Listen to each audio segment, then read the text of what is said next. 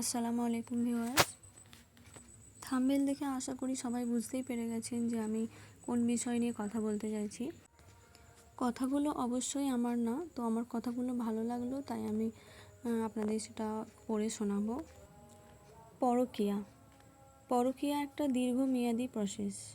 হুট করে প্রথম দেখায় ভালোবাসা হলেও পরকীয়া কিন্তু হুট করে হয় না।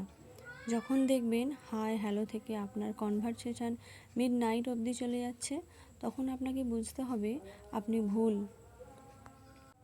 যখন দেখবেন দরকারের বাইরেই কাউকে অযথা নখ দিচ্ছেন, কল দিচ্ছেন বা কেয়ার করছেন, তখন আপনাকে বুঝতে হবে শয়তান আপনার উপর ভর করছে।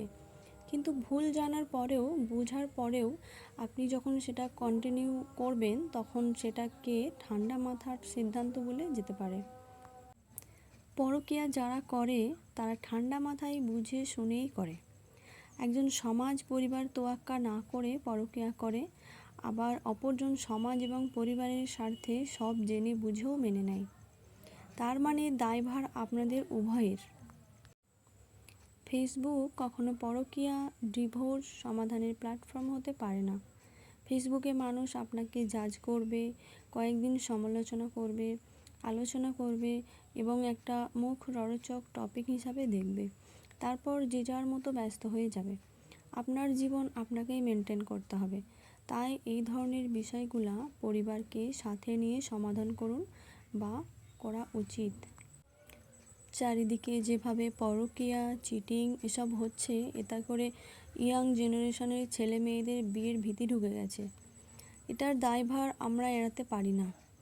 এই ইয়াং জেনারেশনের ছেলে মেয়েরা বিশ্বাস করতে চেয়েও পারে না যে বিয়ে সবচেয়ে সুন্দরতম বিষয়। এর থেকে সুন্দর এবং পবিত্র কোনো সম্পর্ক হতেই পারে না। কিন্তু এই সব পরকীয়া, চিটিং করা এসবের জন্য তারা এখন বিয়েকে নেগেটিভভাবে দেখা শুরু করেছে। তাই আপনাদের কাছে অনুরোধ, পরকীয়ার মতো এত নোংরা বিষয় নিয়ে ফেসবুকে না লিখে পারিবারিক এবং আইনিভাবে সমাধানে আসুন।